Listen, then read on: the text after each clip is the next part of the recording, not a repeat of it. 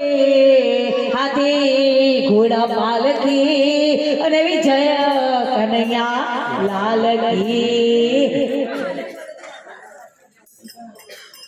વારાપતિ જો તમે કાનો આવડો મોટો થઈ ગયો બધા ઝુલાય જશે પણ આજે ભગવાનના સ્વરૂપે અહીં આગળ બિરાજમાન થશે તેવા કન્યાને ઝુલાવા આવો છે એવો ભાવ રાખી અને વારાપતિ બધા આવજો ઝુલાવા માટે